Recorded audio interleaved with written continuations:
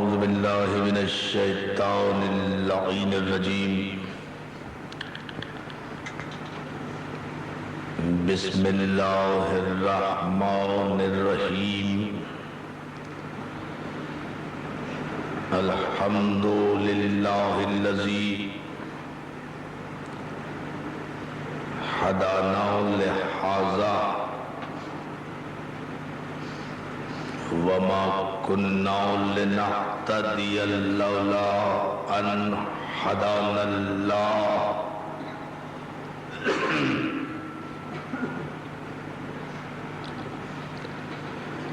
لقد جاءت رسل ربنا بالحق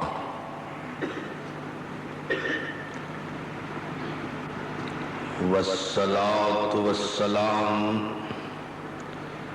والتحية والإكرام على سيد أصل ما في الوجود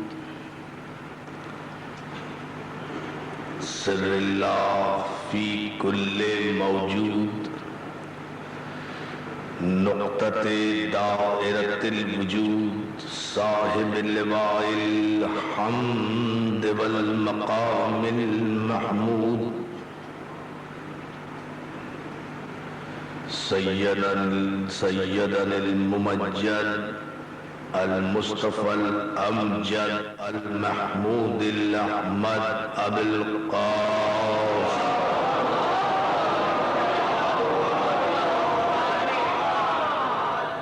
وآله الطيبين الطاهرين المعصومين المنتجبين المظلومين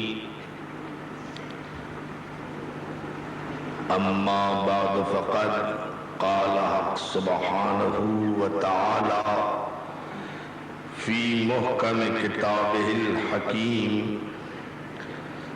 يا أيها الذين من يرتد منكم عن دينه فسوف يأتي الله بقوم صلوات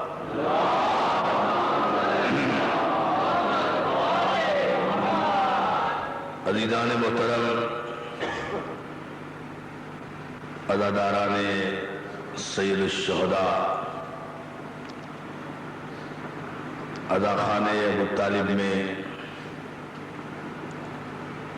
انجمن محبان حسین اہلیان نگر کے زیر اہتمام عشر محرم کی یہ تیسری تقریر آپ کے جذبہ ایمانی کی نظر ہے. ہماری تاریخ ہمارا عنوان ہے اور ماشاءاللہ آپ جس جذبہ ایمانی سے جس بڑی تعداد میں جس جوش و جذبے کے ساتھ ان تقاریر کو سماعت فرما رہے ہیں وہ ہمارے لیے سبب حوصلہ افزائی ہے.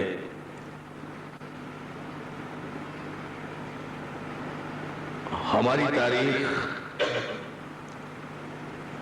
اس عنوان کو قرار دینے کا مقصد ملت مسلمہ کو اپنی تاریخ کے ان سنہری ابواب سے آگاہ کرنا ہے کہ جن سنہری ابواب کو اگر تاریخ اسلام سے علیحدہ کر دیا جائے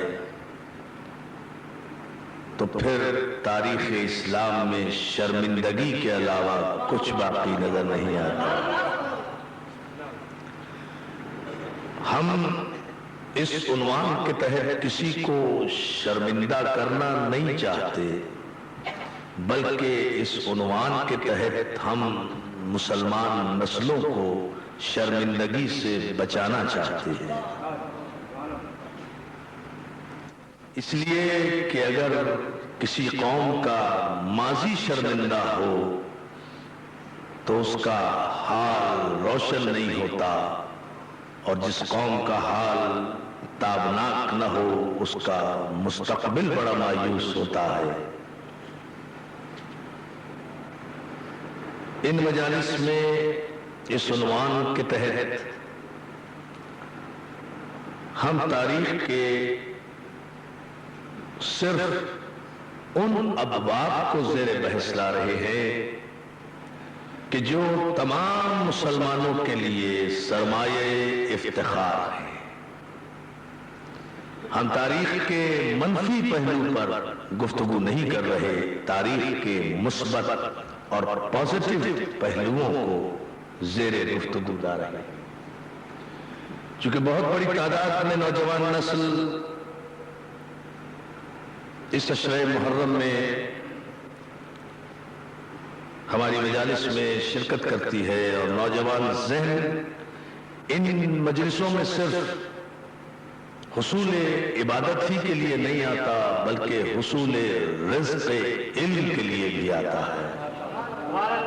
صلوات بھیجیں محمد۔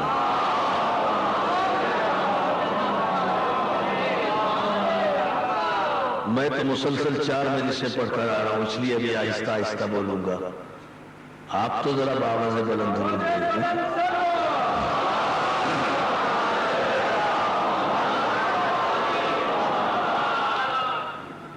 ہماری نوجوان نسل ان مجالس میں رزق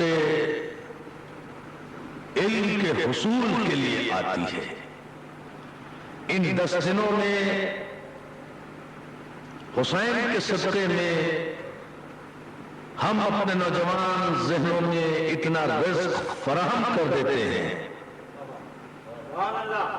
کہ سال بھر تک انہیں کسی دروازے پر جانے کی ضرورت نہیں ہوتی۔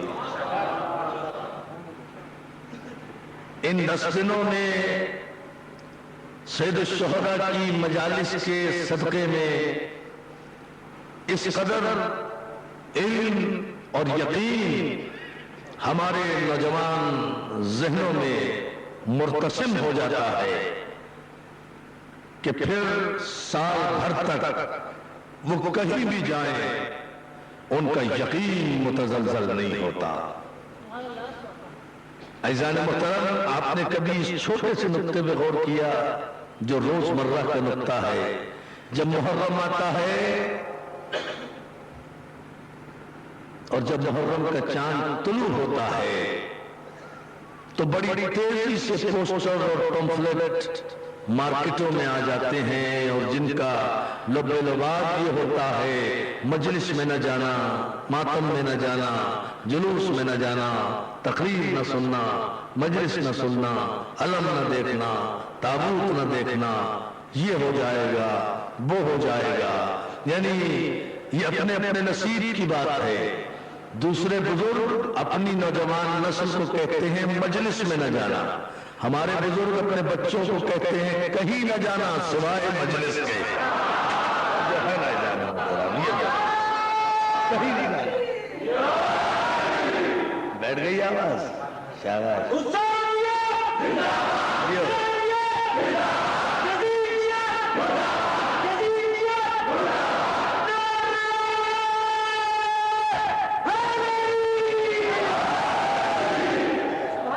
مولا آپ کو سلامت رکھے۔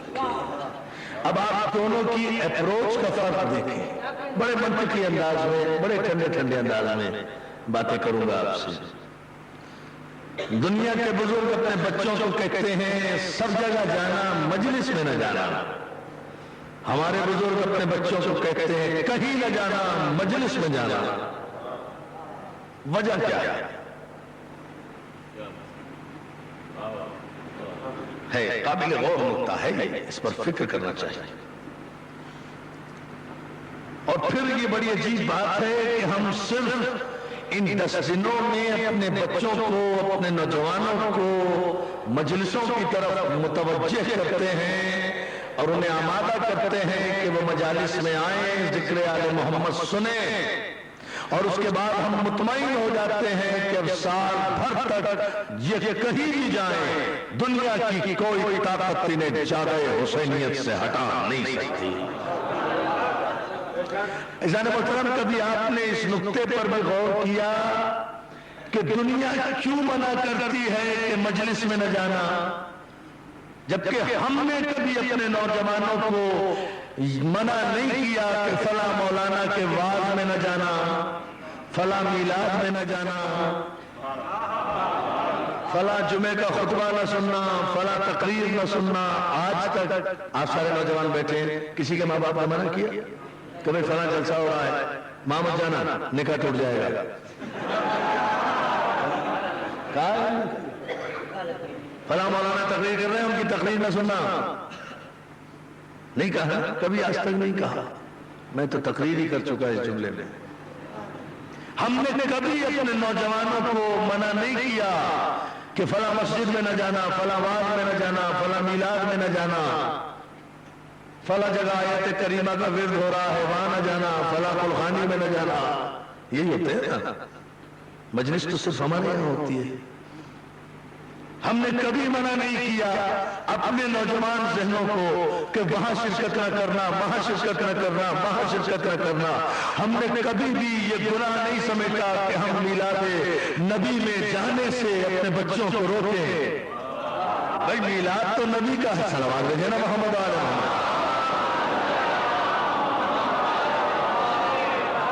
हमने अपने बच्चों को कभी नहीं रोका कि फला वाज की महफिल में न जाना, कभी नहीं रोका।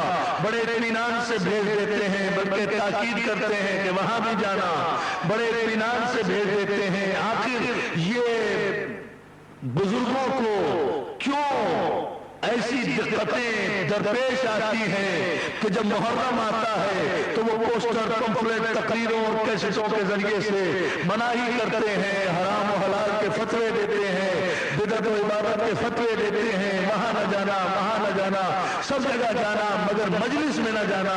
कभी आज तक कोई पोस्टर इस बात के खिलाफ भी आया कि टीवी न देखना, वीडियो न देखना, फिल्म न देखना? तवज्जो तवज्जो तवज्जो तवज्जो, मुझे बताएं कभी आज तक इन उलमा ने कोई ऐसा फतवा भी दिया? नहीं। जहां मुहर्रम आया मजलिस में न जाना, आज़ा खाने में न जाना, मौलवी की तकरीर न सुनना, इनकी मजलिसों में न जाना, इनके मातम में न जाना, इनका अलम न देखना, इनका दुलजरा न देखना, इनके यहाँ जियारत में न जाना। आखिर क्यों मना किया जाता है? वो मना क्यों करते हैं, हम मना क्यों नहीं करते? दोस्तों, एक नफ्सियाती और बुनियादी फर्क है। बात सिर्फ इतनी है कि हम अपने बच्चों को कभी मना नहीं करते किसी बात में जाए, किसी मीलाद में जाए, लेकिन ये बुजुर्ग अपने बच्चों को, ये फतवाबाज मौलवी अपने बच्चों को मजलिसों में आने से मना इसलिए करते हैं कि जबान से इकरार करे न करे, दिल में तो छोड़ है।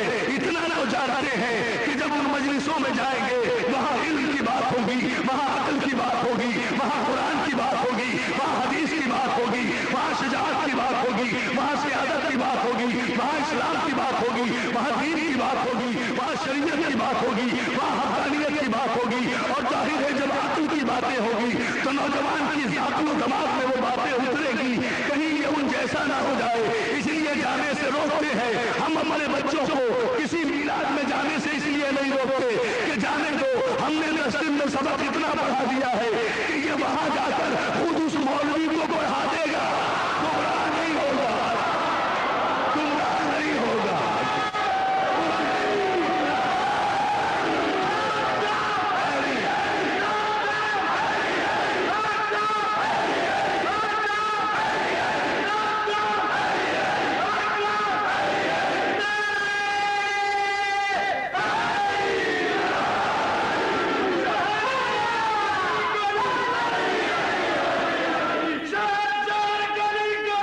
कहीं भी जाए हमारा रहेगा। आपने जुमला ही नहीं सुना, जुमले पे गौर ही नहीं किया। जिस पस मंजर में मैं जुमला कह रहा हूं, एक बहुत बड़े तारीखी एतराज का जवाब दे रहा हूं इल्मी अंदाज में, जरा से इशारे से गुजरूंगा। हमें इत्मीनान होता है कि ये अली के दरवाजे पर रहा हुआ है, ये कहीं भी चला जाएगा, इसके यकीन में इजाफा ही होगा, इसके यकीन को शक में तब्दील नहीं किया जा सकता। इसलिए कि ये उन इमामों का मानने वाला है जिन्होंने न कभी नबूवत में शक किया, न सुलहों में शक किया, न जंग में शक किया। ये उन इमामों का मानने वाला है जहां दौलत यकीन तकसीम होती है। शक न हमारी आदत है, न विरासत है, न सीरत है, न सुन्नत है, अक्ल की बातें सीख कर गया है। कोई भी कहीं भी चला जाए, कोई भी बड़े سے بڑا عالم تقریر کر رہا ہو، جس مبلغ علم پر ہماری نوجوان نسل کا ذہن ان مجلسوں کے صدقے میں پہنچ جاتا ہے، وہاں تک تو کسی کی رسائی نہیں ہوتی، وہاں یہاں علم سنتا ہے، یہاں قرآن سنتا ہے، یہاں حدیث سنتا ہے، یہاں تاریخ سنتا ہے، یہاں جرأت اظہار ملتی ہے، یہاں جرأت اقرار ملتی ہے، یہاں علی کی کراری ملتی ہے، یہاں حسن کا تدبر ملتا ہے، یہاں حسین کی شہادت ملتی ہے، یہاں سجاد کے سجدے ملتے ہیں، یہاں باقر کا علم ملتا ہے، یہاں جعفر کا صدق ملتا ہے، یہاں کاظم کا علم ملتا ہے، یہاں رضا کی بصیرت ملتی ہے، یہاں معصوموں کے تذکرے ملتے ہیں۔ تذکرے سنتے سنتے سنتے ذہن نورانی ہو جاتا ہے، قلب میں نور اتر جاتا ہے۔ جب نور قلب میں اتر جائے تو کسی بھی محفل میں چلا جائے، کہیں بھی چلا جائے، چاہے وہ وہیں جا کر بیٹھی کیوں نہ جائے، وہ رہے گا ہمارا ہی۔ اب تو اس اعتراض کو ختم کرو۔ یہ دنیا جو اعتراض کر، دوستو بڑی عجیب اعتراض کا جواب دے رہا ہوں، یہ دنیا جو اعتراض کرتی ہے کہ علی کے بڑے بھائی عقیل کچھ دن کے لیے امیر شام کے دربار میں چلے گئے تھے، ارے چلے گئے تھے تو کیا فرق پڑا جب 1400 برس کے بعد علی کا غلام کسی مسجد میں جا کر علی کو نہیں چھوڑتا تو علی کا بھائی علی کے خلاف کیسے چلا جائے گا؟ ابو طالب کا بیٹا ہے۔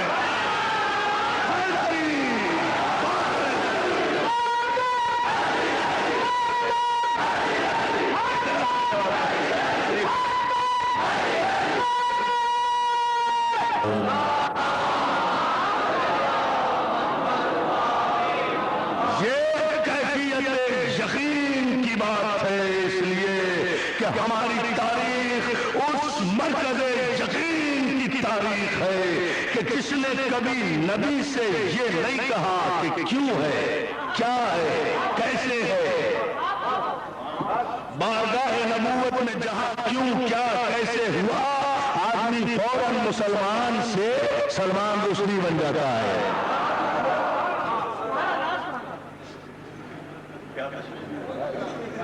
ساری تاریخ پڑھ دی ہے، جملے میں آپ ہنس دیے بس۔ درود بھیجے محمد آل محمد۔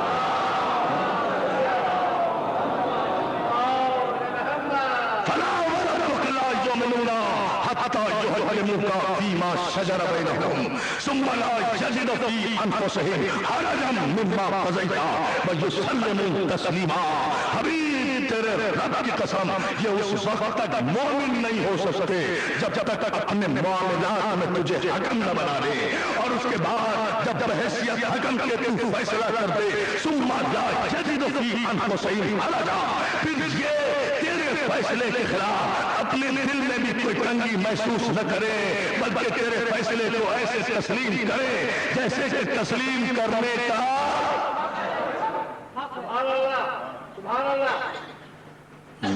دوستو دو ہی آیتیں ہیں اس مزاج کی قرآن میں۔ محمد کے حکم کو ایسے تسلیم کرو جیسے تسلیم کرنے کا حق ہے، آل محمد پہ ایسے درود بھیجو جیسے درود بھیجنے کا۔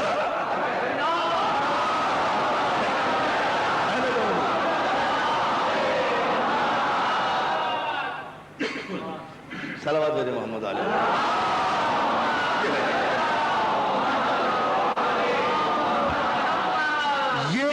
منزل فکر ہے زان محترم، ہم جسے اپنا امام مانتے ہیں، جو ہماری تاریخ کا صحرا ہے، جو ہماری تاریخ کا دولہ ہے، جو ہماری تاریخ کا عنوان ہے، جو ہماری تاریخ کا قیمتی سرمایہ ہے، اس نے کبھی پیغمبر کے حکم پر کیوں نہیں کہا، بس ادھر کیوں کہا ادھر لا یؤمنون۔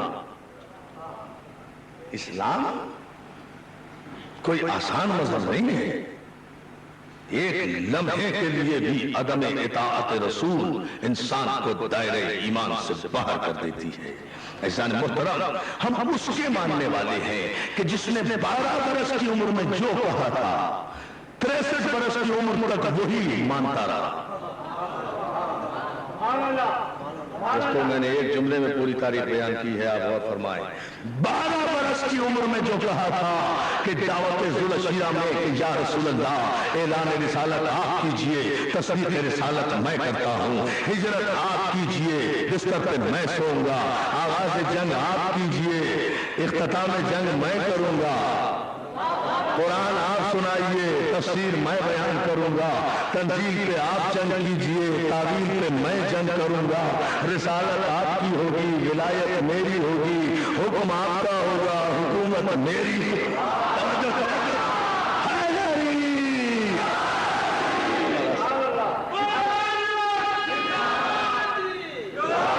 वो तो है ना, उसने 12 बरस की, नंबर आ गया मेरे भाई का, सुकून से सुने जाओ।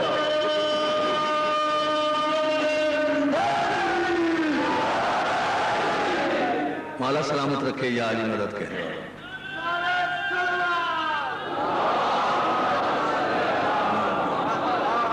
कमाल है, एक ही तो नारा आया था मशरकी पाकिस्तान से। हाँ भैया, नारा था। हाँ,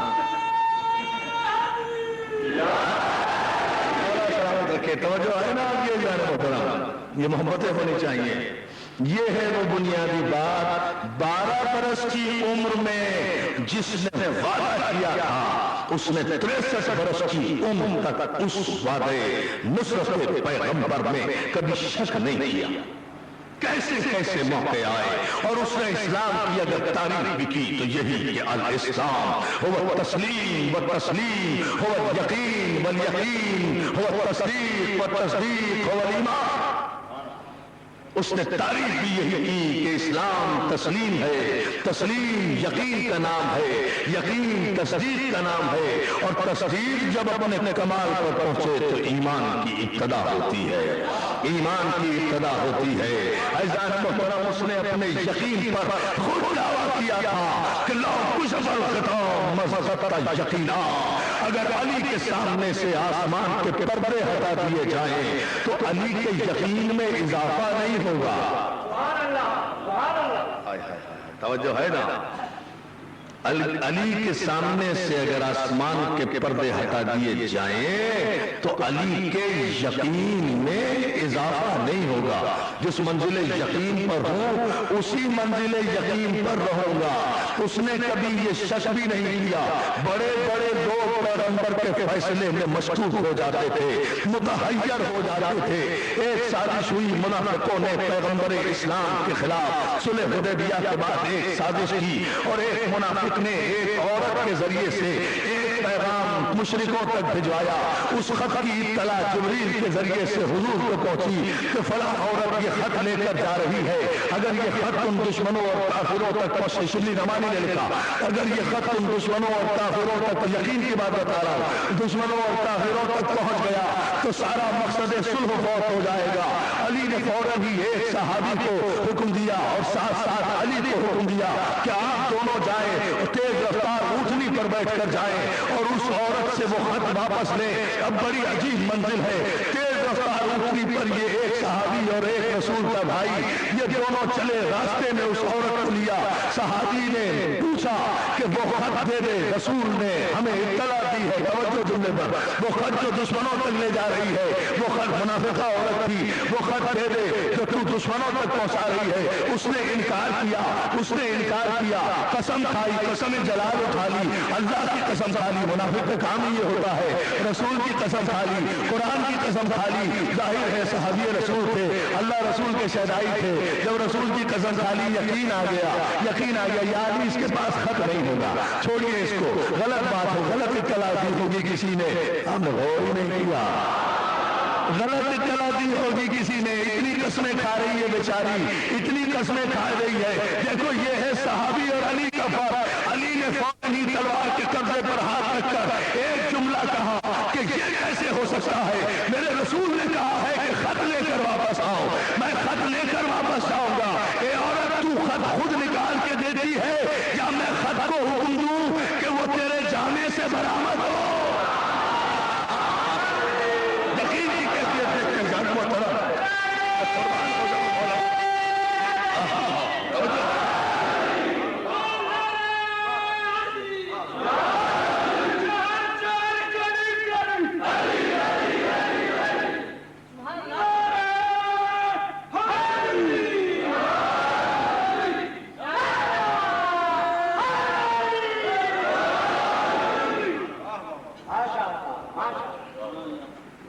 तवज्जो जाने मोहतरम, बात क्या है?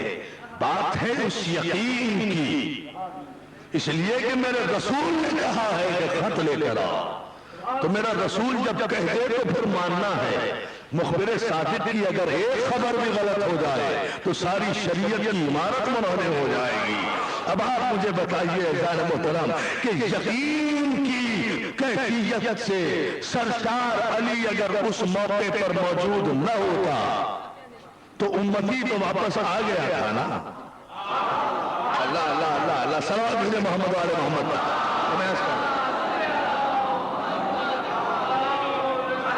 तो जो है ना जान मोहतरम, इसलिए यह हमारी तारीख है जहां यकीन बिल तौहीद भी है और यकीन बिल रिसालत भी है, ईमान कल्ब की गहराइयों के साथ। इसलिए कि कुरान ने फैसला, मैं कल अर्ज कर रहा था, कुरान ने कसमें खाकर कहा कि यह अपनी मर्जी से गुफ्तगू नहीं करता जब तक हम इस पर वही नाजिल न कर दें। तो जब यह कुरान में मौजूद है कि यह गुफ्तगू नहीं करता अपनी मर्जी से, जब कुरान में यह हुक्म मौजूद है कि जब रसूल तुम्हारे दरमियान कोई फैसला कर दे तो तुम उस फैसले को कबूल करो और अपने दिल में भी कभी कोई कदूरत, कोई कबीरगी, कोई रंजिश महसूस न करो। जिसने भी फैसले रसूल के खिलाफ अपने दिल में कोई तंगी महसूस की, ला युमिनूना, ईमान ले भी आया था तो दायरे ईमान से बाहर चला गया। एक लम्हे के लिए भी अगर रिसालत में शक आया तो दोस्त, और इस पत्थर को अगर न चूमे तो काफिर हो जाए। इबादत मुकम्मल नहीं होती, अरकान हज में शामिल कर दिया गया। इतनी ताकीद है इसकी कि अगर रश की वजह से हज के मौके पर आप पत्थर के नजदीक न जा सके तो दूर ही से अपने हाथ का इशारा करके अपनी हथेली को बोसा दे लें। दूरी आपने गौर ही नहीं किया दोस्तों, छोटी छोटी बातों पर गौर किया करें।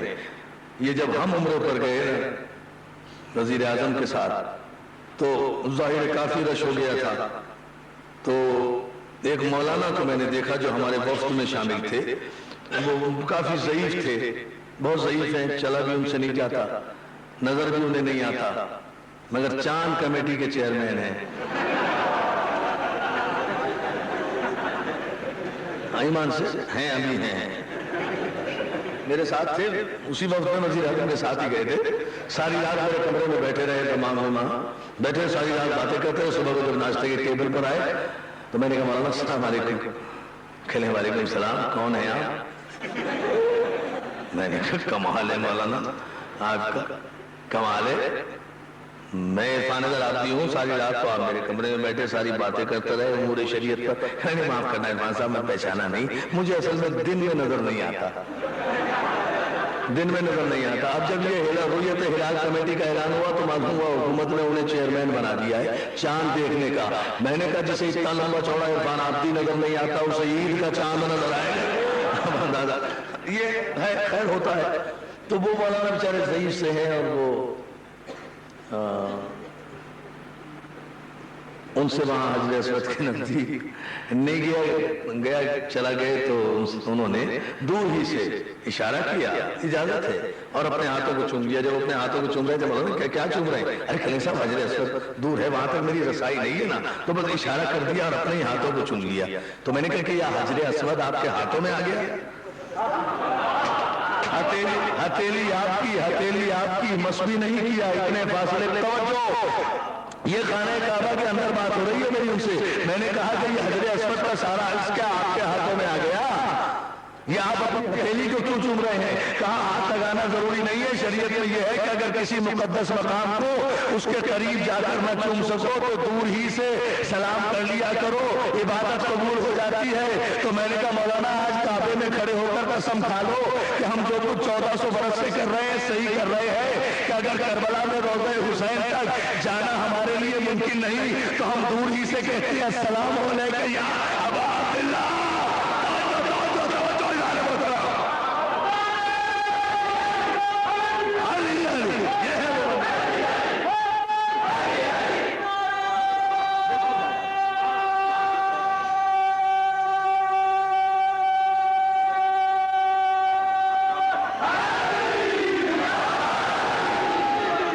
इस हजर असवद को اگر نہ چومے تو عبادت مکمل نہیں ہوتی.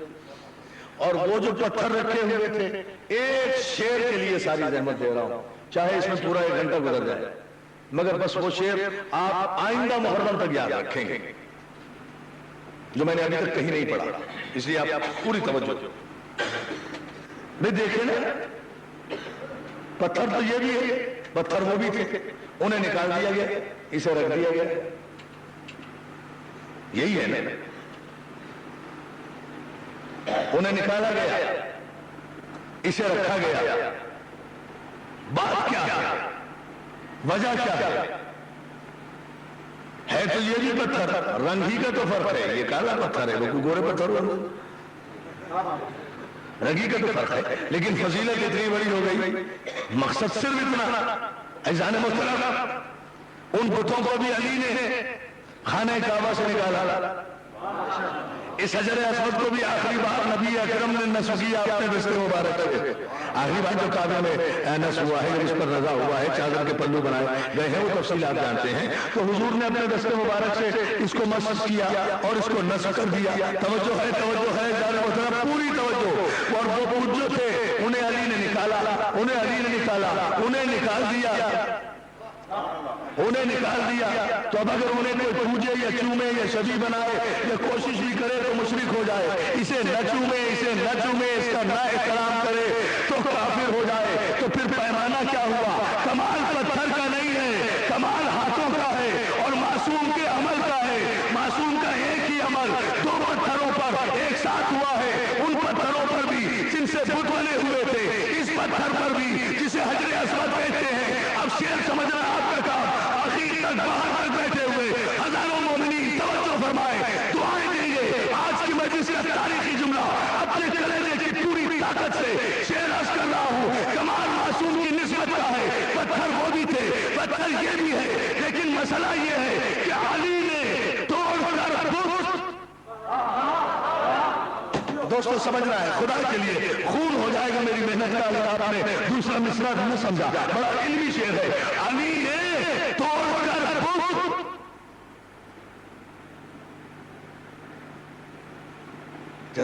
بالکل میں یہ کنسنٹریشن چاہتا ہوں، اس لیے کہ عجیب و غریب منزل ہے. دیکھیں تقدیریں کیسے بدلتی ہیں. علی نے توڑ کر حجر اسود کو دیا بوسا. علی نے توڑ کر حجر اسود کو دیا بوسا. کہیں بگڑی، کہیں پر بن گئی تقدیر پتھر کی. توجہ ہے، توجہ ہے.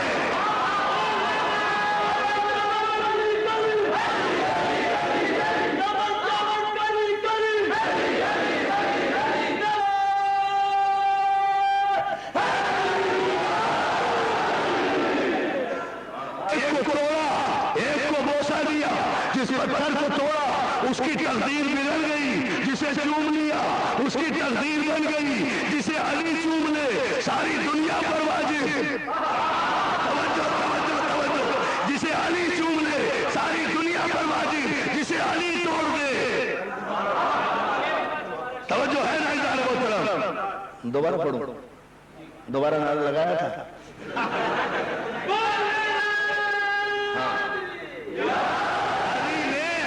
بھائی علی نے توڑ کر حجر اسود کو دیا بوسا. کہیں بگڑی، کہیں پر بن گئی تقدیر پتھر کی.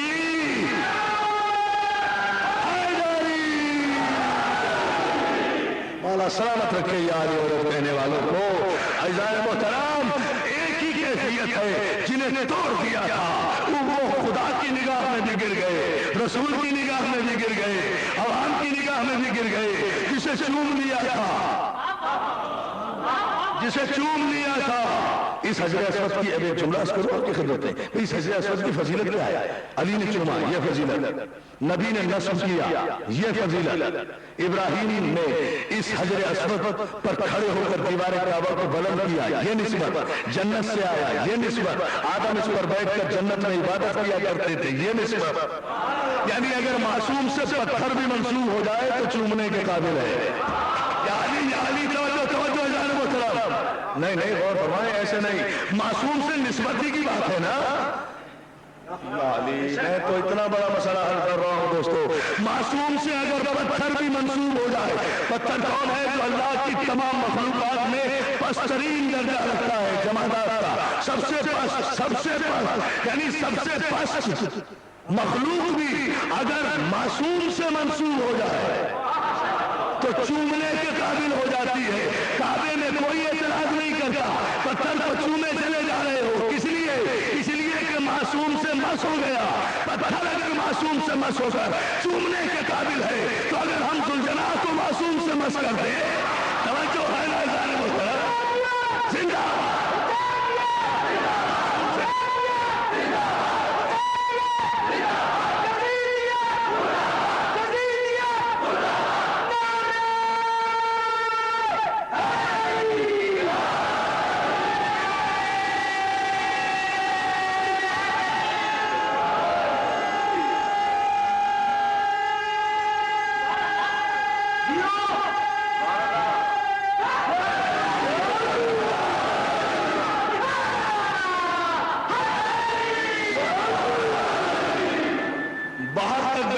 मोमिनीन सलवात भेजे मोहम्मद वाले मोहम्मद पर।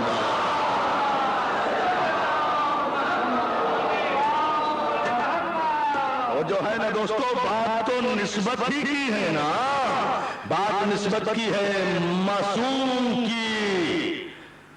मासूम की निस्बत से पत्थर भी सजदागाह बन जाता है,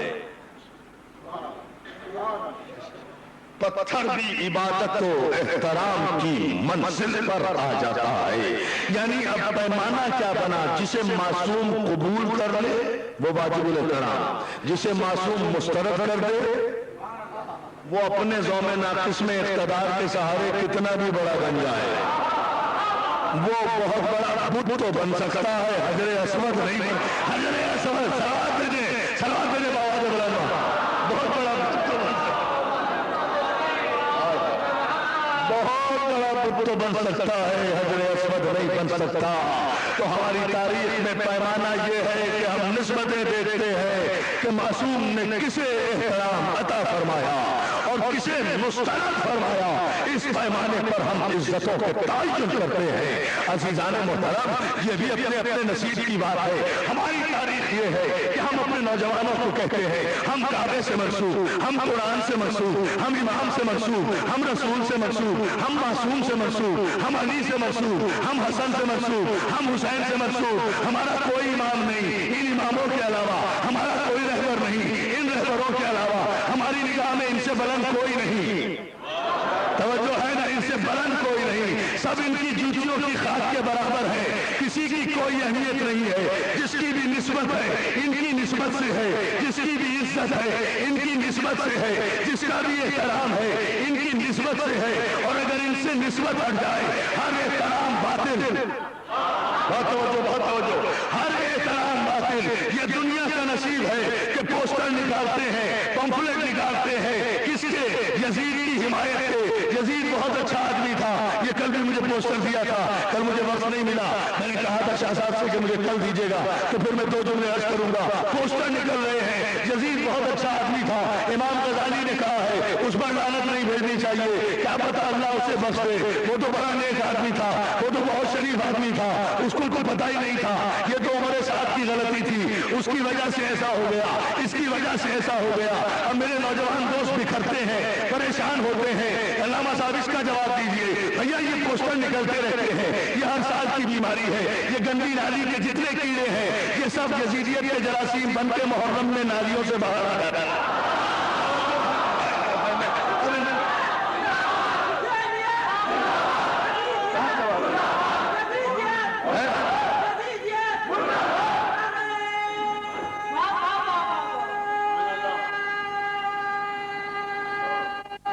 मिलकर जवाब दे देना, माशाल्लाह।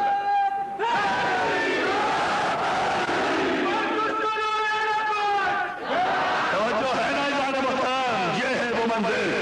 यजीद और यजीदी जरासीम निकल आते हैं, इनका मुसलमानों से कोई ताल्लुक नहीं है, इनका कलमा पढ़ने वालों से कोई ताल्लुक नहीं है, इनका मुसलमान भाइयों से कोई ताल्लुक नहीं।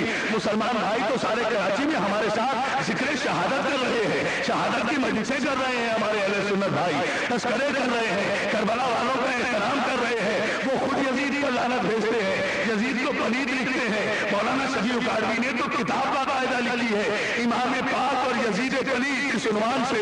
वो तो खुद बताते हैं ये तो कोई और ही नस्ल है, कोई और ही कबीला है। अच्छा, पोस्टर निकालते हैं, पोस्टर निकालते, पूरा पोस्टर मैंने पढ़ के देख लिया। पोस्टर में न नाम लिखने वाले का, न पोस्टर लिखने वाले का नाम है, न उसके बाप का नाम है। खैर वो तो होना ही नहीं चाहिए। जो यजीद की हिमायत करे उसका बाप कहाँ होता है? तवज्जो है बताए में न नाम लिख रहे हैं न वल्दियत लिख रहे हैं। और भाई को अता पता बताओ ताकि बात करें, कुछ बताओ तो सही। लेकिन ये हर साल निकलते रहते हैं। मेरी जान, इससे घबराने की जरूरत नहीं है और न इसकी तफसील में जाने की जरूरत है। हर दौर में हम बताते रहे हैं और इस लंबी चौड़ी बात की जरूरत क्या है। ये जो भी इसका कोई साहिब पोस्टर है उसको इरफान दरावती का आज़ा खान अबू तालिब से ये चैलेंज है कि ये पोस्टर निकालने का कोई फायदा नहीं। आज दोनों हम और तू चलते हैं खाने काबा में, वहां खड़े होकर काबे का पर्दा पकड़ कर मुबाहिरा करते हैं। या तो टीवी पर आ जा, या रेडियो पर आ जा, या लश्कर बाग में आ जा, या आज़ा खान अबू तालिब में आ जा, या किसी मस्जिद में आ जा, या खाने काबा में आ जा, मक्के में आ जा, मदीने में आ जा। इसमें बहस करने की क्या जरूरत है कि यजीद क्या था या क्या नहीं था। हम तो वारिसाने मुबाहिला है, आप मुबाहिला कर लेते हैं काबे और मस्जिद में जाकर कुरान सर पे रखकर और एक ही अल्लाह से दुआ करते हैं, परवरदिगार जहां हुसैन जाए वहां मुझे भेज देना, जहां यजीद जाए वहां इसे। बहस की क्या जरूरत?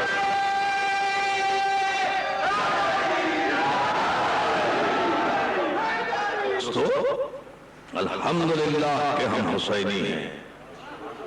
मकाम शुक्र पर कहते हैं कि हम अलवी हैं, मकाम शुक्र पे कहते हैं कि हम हैदरी हैं, मकाम शुक्र पे कहते हैं कि हम फातिमी हैं, मकाम शुक्र पर कहते हैं कि हम आबिदी हैं, मकाम शुक्र पर कहते हैं कि हम जाफरी हैं। अल्हम्दुलिल्लाह मकाम शुक्र पर कहते हैं इसलिए कि हमारे किसी मासूम ने हमें जिंदगी के किसी मोड़ पर किसी बदनसीब ताना देने वाले के सामने शर्मिंदा नहीं किया। इसीलिए चौराहों में बैठे हुए जिक्र कर रहे हैं, बाजारों में बैठे हुए जिक्र कर रहे हैं, मकाम फख्र पर जिक्र कर रहे हैं। ऐसा नहीं मुहतरम, मसला ये है कि अगर यजीद ऐसा नहीं है तो फिर रो तो हम रहे हैं, तकलीफ क्या है? मैंने रात ही एक सलाम कहा था, मैं सुना रहा था अपने रिसालत भाई को, उसमें एक शेर आया था बड़ा खूबसूरत सा कि अगर यजीद को जाके पूछना, सबसे ढूंढना तलाश करो, कहीं मिल जाएगा। अगर यजीद को तस्लीम आदमी कीजिए, मुसलमान तो दूर की बात है, अगर यजीद को तस्लीम आदमी कीजिए तो फिर बताना पड़ेगा कि आदमी क्या है। तो जो है ना, तो जो है जानो मुहतरम, अगर यजीद को, ये मेरा अपना शेर है, दाद दे दो ना।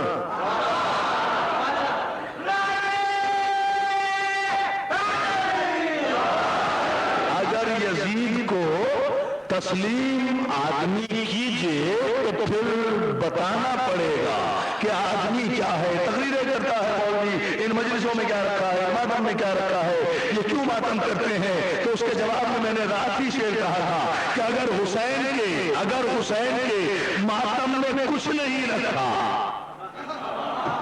तवज्जो तवज्जो तवज्जो तवज्जो तवज्जो तवज्जो, आखिरी आदमी तक ये सोचकर नहीं कि मेरा शेर है, बल्कि ये देखो कि कहा क्या है। अगर हुसैन के मातम में कुछ नहीं रखा तो फिर यजीद के बेटों को बेकली क्या है, और जो है ना, तो फिर शब्बीर, अगर ठहरो बेटा, गुफ्तगू सुनते रहो, अगर हुसैन के मातम में कुछ नहीं रखा तो फिर यजीद के बेटों को बेकली क्या है, परेशानी क्या है? मातम हम करते हैं, रोते हम हैं, घर हमारा उजड़ा है, कयामत हम पे आई है, खेमे हमारे जले हैं, बर्ची हमारे लगी है, गला हमारा छिदा है, ताजियाने हमने खाए हैं, चादरें हमारी छिनी है। यजीद के बेटों को बेकली क्या है? उजड़ रहे हम, रो रहे हैं हम, मातम कर रहे हैं हम तो किसी को कुछ नहीं कहते, हम तो बतूल का साथ दे रहे हैं, हम तो उस ज़ैनब का साथ दे रहे हैं। सुनेंगे जुमला? क्यों? आज मैं आपको बताऊं क्यों रोना जरूरी है। एक जुमले में सुन लें पहले। रोना इसलिए जरूरी है दोस्तों, रोना इसलिए, बहुत रोया करो, रोना इसलिए जरूरी है कि जब शाम की कैद निभाकर 18 भाइयों की बेपर्दा बहन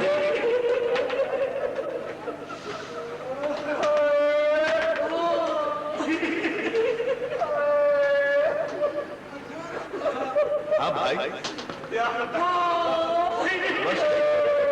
हाँ मैं फिर कहता हूँ पता है क्यों रोते? रोते इसलिए है कि जब शाम की कैद निभाकर 18 भाइयों की बेपर्दा बहन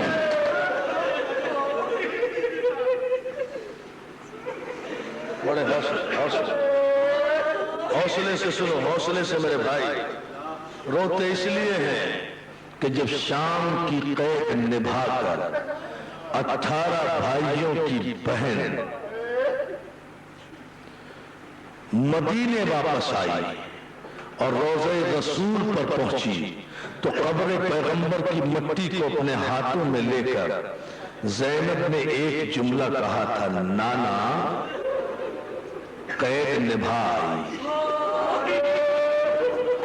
मुझे माफ कर देना, मैं 3 तारीख मुहर्रम की मुझे पता है, लेकिन मैं पहले रोने का सबब बता रहा हूं, फिर मैं शायद पढ़ूंगा। नाना कैद निभाई, नाना मेरे अकबर के बर्छी लगी, मुझे तेरी उम्मत से गिला नहीं।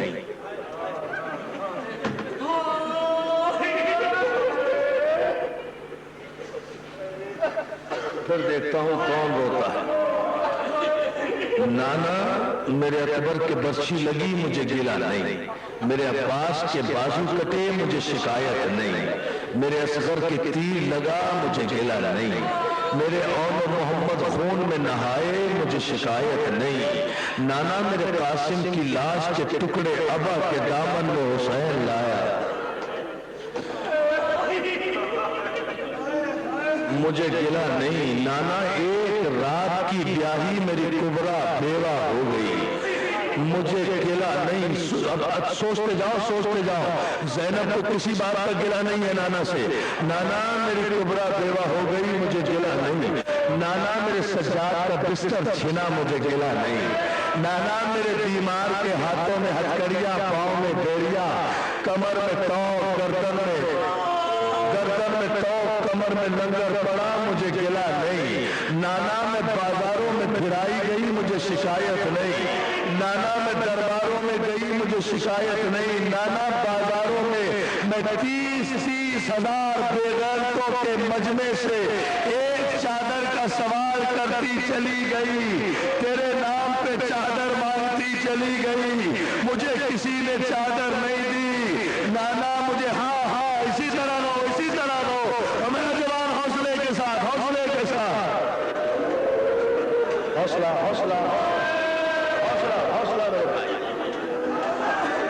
हौसला हौसले से सुनो। नाना में 30 हजार के मजमे में तेरे नाम पर एक चादर मांगती चली गई, मुझे किसी मुसलमान ने एक चादर नहीं दी।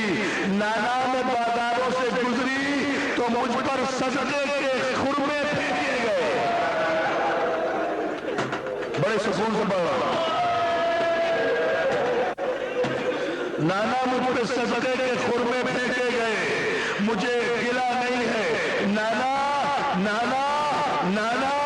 मगरिब की अजान हो रही थी जब हम यजीद के दरवाजे पर पहुंचे, और सुबह की अजान हो रही थी जब हमें दरबार में बुलाया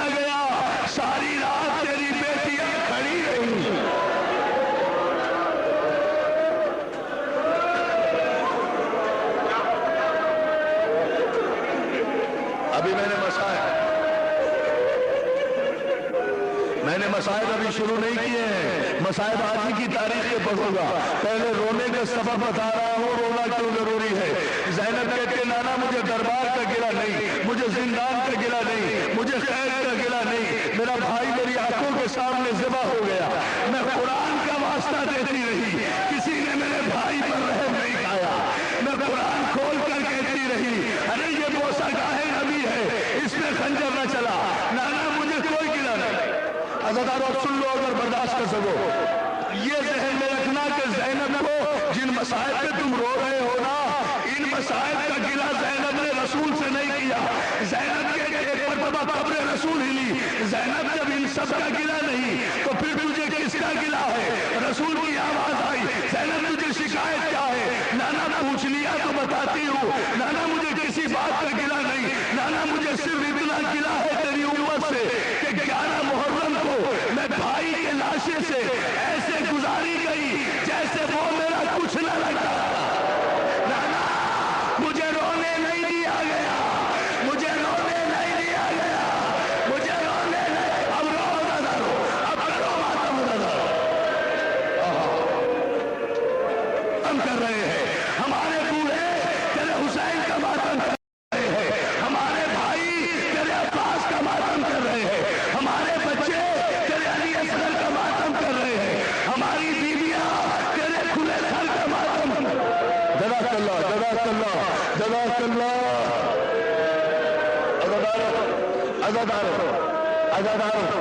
عزادارو ایک جملہ، طاقت تو مجھ میں بھی نہیں رہی مگر تمہارے آنسو دیکھ کر، آج 3 محرم ہے نا، آج 3 محرم ہے نا، فاطمہ کا لال کربلا میں پہنچ چکا، فاطمہ کا لال کربلا آ گیا، فاطمہ کا لال کربلا آ گیا، دریا پر عباس نے خیمے نصب کر دیے، ابھی دن گزرا تھا، شام ہوئی کہ سامنے سے یزید کے لشکر کی آوازیں آئیں، گھوڑے کی ٹاپوں کی آوازیں آئیں، عباس خیمے سے باہر نکلے، تلوار لیے ہوئے دریا پر کھڑا ہو گیا۔ تلوار سنو گے غازی کی شان، غازی کی شان سنو گے رو گے۔ میرے ساتھ کا لشکر آیا، 3000 کا لشکر پہلی مرتبہ آیا، عباس نے آگے بڑھ کر لگتا رہا، خبردار آگے قدم نہ بڑھانا، خیمے میں بطول کی بیٹیاں ہیں، پہرے پر عباس ہے۔ میں قربان، روتے جاؤ روتے جاؤ روتے جاؤ روتے جاؤ، بس اب کچھ پڑھنے کی ضرورت نہیں ہے، خبردار قدم آگے نہ بڑھانا۔ لشکر آگے بڑھتا آیا، لشکر نے کہا کہ ہم تو خیمے دریا پر لگائیں گے۔ عباس نے کہا دریا پر حسین کے خیمے نصب ہو چکے ہیں، تمہارے گھوڑوں کے ٹاپوں کی آواز بھی اگر سیدانیوں کے کانوں میں چلی گئی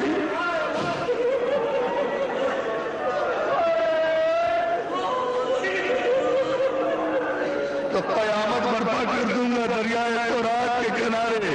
لشکر نے عزادارو سنو، لشکر نے ضد کی نہیں ہم تو اتریں گے۔ عباس علی کا بیٹا ہے نا، ایک مرتبہ جلال آیا، میان سے تلوار نکالی، زمین میں خط کھینچا، اگر اچھا یہ بات ہے اگر تم میں سے کسی ماں نے تمہیں دودھ پلایا ہے تو اس لکیر کو عبور کر کے تو دکھاؤ۔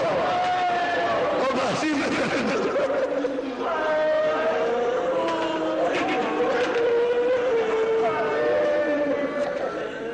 اس خط کو عبور کر کے دکھاؤ۔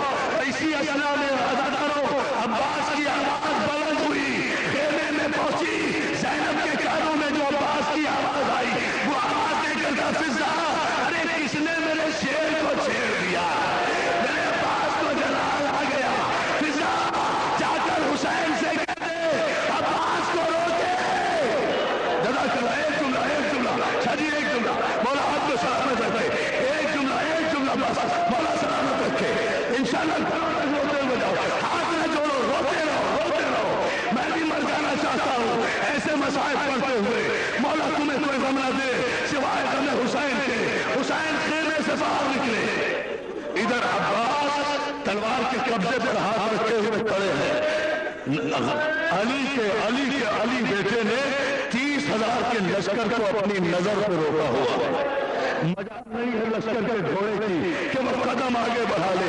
عباس غیظ کے عالم میں علی کی تصویر بنا کھڑا ہے. کہا یہاں خیمے تو نصب نہیں ہونے دوں گا. مجھے عباس نہ کہنا اگر تم میں سے کوئی گھوڑے سے بھی اتر گیا